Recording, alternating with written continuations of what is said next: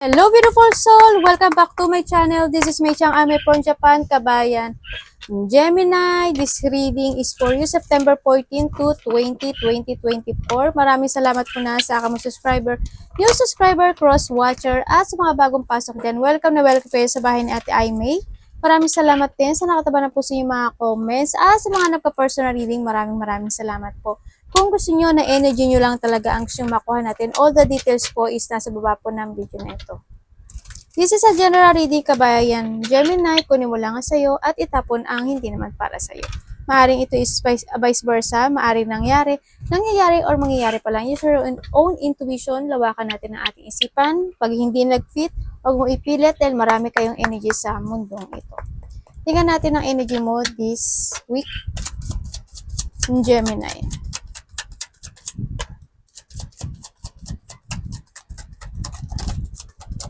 Thank you. Ang dami naman Ang dami naman ng iyong energy. Wow. Okay. Bakit po?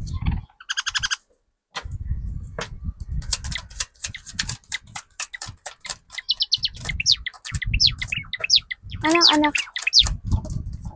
Thank you. Okay. Energy mo this week is may mga sitwasyon na magpo-focus ka at ano pala to? May iba dito, trabaho, ano? Energy mo this week, yun kasi siguro may mga problema kayo sa trabaho, pera, ganyan. May mga sitwasyon na susubukan mo. Na may mga sitwasyon na i-achieve mo. Kumbaga, susundin mo yung nararamdaman mo para makuha mo yung mga gusto mo sa buhay. Magte-take a risk ka. Kumbaga, this is sa pagsusugal. Hindi naman sinabi na magsusugal ka ng pera, no? Kumbaga, susugal ka sa hamon ng buhay. Yan. Kumbaga, i-chase mo yung dreams mo, ganyan. Mag-new horizon ka, ganyan. There's a new beginning daw nakikita. Halimbawa, may mga gusto kang subukan na ibang bagay na related ang money, ganyan. Para makuha mo yung, halimbawa, wala kang pera, halimbawa lang kailangan ako mag-take a risk, kailangan akong sumubok na ibang bagay para magkapera. O yung mga ganong sitwasyon. May mga gagawin ka rin din. May mga sitwasyon na magiging curious ka. May mga sitwasyon na ifa-follow mo yung nararamdaman mo. Ganun. Tingnan natin ang paparating kay Gemini. Ano paparating kay Gemini?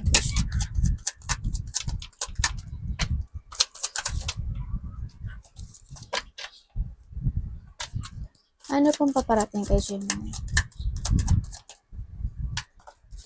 Yan. Ano ba yan? Bakit?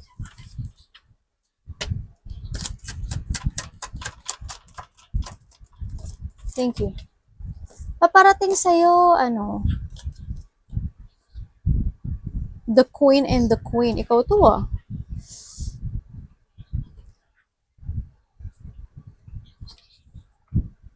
Yes, may sitwasyon ka na ibibigay mo yung effort o makikita mo yung katotohanan ng buhay mo, no? Sa nakita ko dito, yung paparating sa'yo is more na magkakaroon ka ng confidence sa buhay, sa sarili, yan. There's a new journey, there's a new beginning, new energy ako nakikita sa'yo. May gagawin ka na situation na magpupunla ka na dito sa sitwasyon na to.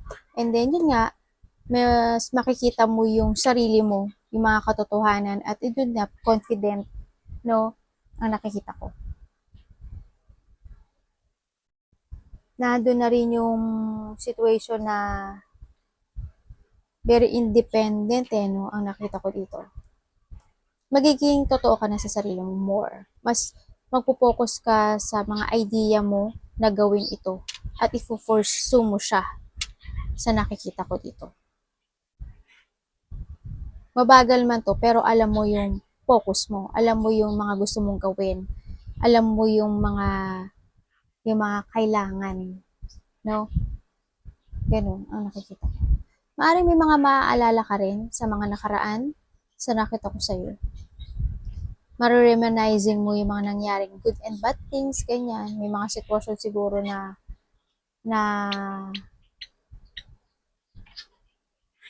na marirevisit mo kasi yung the past situation. Yun na nakikita ko sa'yo. Meron na kayong nilak sa buhay niyo. Ang nakita ko. Tingnan natin ano ang dapat iwasan ni Gemini. May mga kinat ka na sa buhay mo, no? Ang nakita ko dito. Kasi may mga nalaman ka na rin katotohanan or may mga malalaman kang katotohanan or maaaring sa sarili mo meron kang malalaman sa sarili mo katotohanan. Kasi nakikita ko babalik yung confident mo eh. Babalik yung lakas ng loob mo eh. Yun na nakikita ko.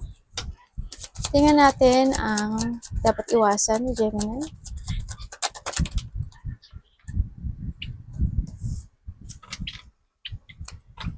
Dapat po iwasan ni Gemini.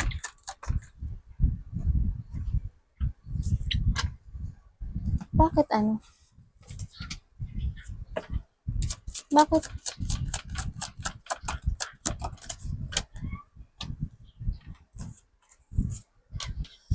Okay. Ang dapat maiwasan ngayon is yung pagkakaroon ng magiging emotional. Yung pagpo-focus doon. Ang dapat mo rin iwasan is yung mga magkakaroon ka kasi ng sagabal, magkakaroon ng delay sa mga ibang situation mo, sa mga ibang aspeto ng buhay mo. Magkakaroon dito ng paulit-ulit. Yung nangyari na noon, mangyayaring muli. Mga ganun ang nakikita ko. Malos of control ka, iwasan mo yon yung malos of control ka at maligaw ka ng direksyon sa buhay. No, ang nakita ko dito.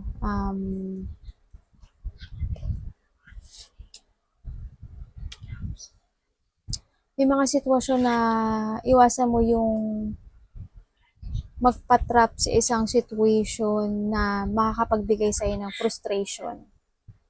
No, ang nakita ko dito, iwasan mo yun. Siguro more on take care yourself, focus to yourself, and moving on, ang nakita ko. Kailangan mo kasing makontrol yung sarili mo. No, wag mo isipin na malas ka, ang daming malas na nangyari sa'yo, wag mo daw isipin yun. And then, wag kang, ano ba tawag ito? Wag mong labanan yung mga mangyayaring pagbabago sa sarili mo o sa buhay mo sa nakita ko ito. Well, alam ko naman na gusto natin na magbago ang buhay natin in a good way, syempre. Kumbaga, kailangan mo makontrol yung sarili mo. Huwag kang pakontrol ng sitwasyon. No? Ang nakikita ko dito. You need to welcome the changes of your life. Yan ang nakita ko. You need to be strong. Strong, make a decision. This is the time to level up. This is the time to decide. This is the time din. Sinasabi rin din, siyempre, patient. No? More on patient. Trust your intuition and nagkakaroon kasi ng delay eh. No? Nakakaroon ng delay sa ibang aspeto ng buhay mo eh. Nagkakaroon siya. As in, parang paulit-ulit yung situation. Yan. Tingnan natin, love is hindi lang sa boyfriend-girlfriend, love is para sa lahat.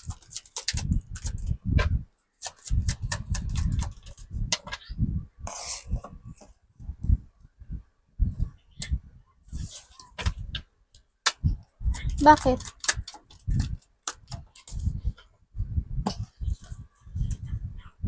Okay.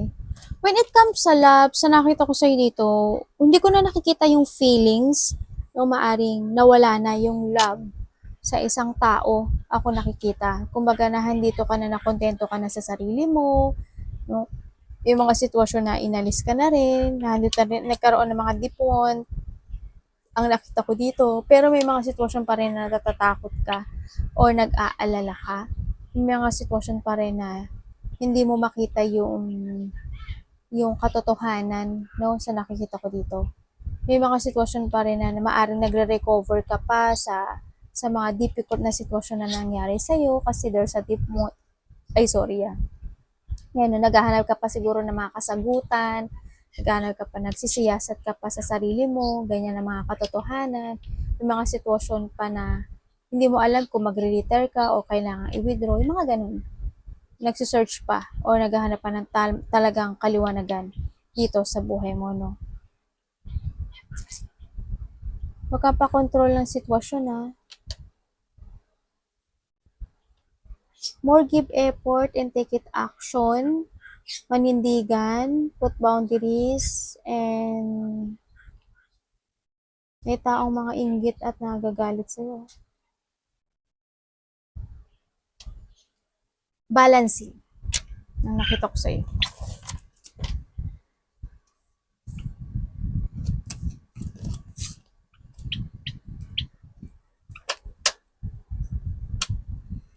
May tao na dito na hindi ka na curious no? Ang nakita ko dito. Or vice versa tayo. Tingnan natin. Ano pong advice niyo?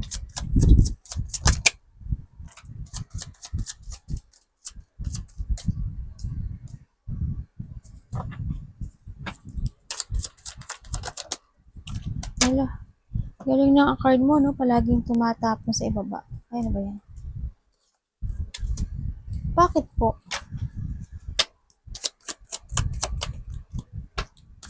Ang nakikita ko dito, may advice sa sa'yo, wag ka daw pabago-bago ng naiisip mo. Hala, dalawa na yung observe. Wag ka daw pabago-bago ng isip. Tsaka sinasabi dito na wag kang malito, yan, pabago-bago. Minsan may mga pagkalito kayo, may mga inaalala ka, may mga wino-worried ka, may mga sitwasyon ng mga unhappiness and deep wound, may mga pagsisisi rin ako nakikita. Nai-stress ka no? Hindi ko alam kung why, but kulang ka ng tulog. May mga sitwasyon na hinahide mo, no, na itinatago mo. You need to trust your intuition. Siyempre, trust your intuition. May hindi ka raw, yung iba dito hindi nagtatrust sa intuition nila, hindi nagli-listen sa intuition nila. Kaya minsan nawawala ka sa linya o nawawala ka sa sarili mo, no?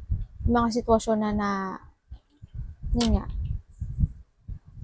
nawawala yung linya. Iniisip mo na wag mong isipin na hindi mo kakayanin yung mga dinaranas mong hirap sa ngayon kasi makakaya mo. No?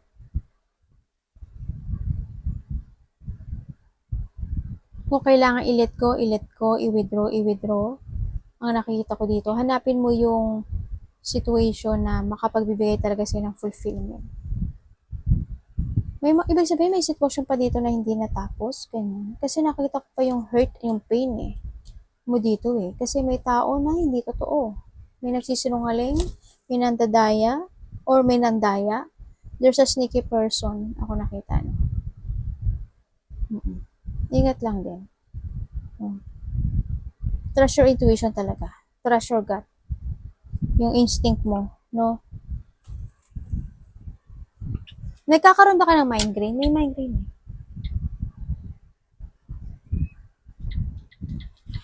May mga sitwasyon ako na nakita na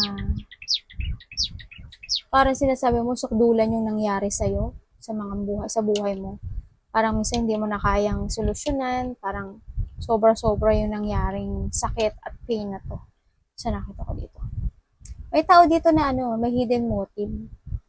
Ingat ka, may tao na may hidden agenda sa'yo. Ingat ka, Gemini. No? Kailangan mo mag-trust sa intuition mo. Arigato naman sa God bless.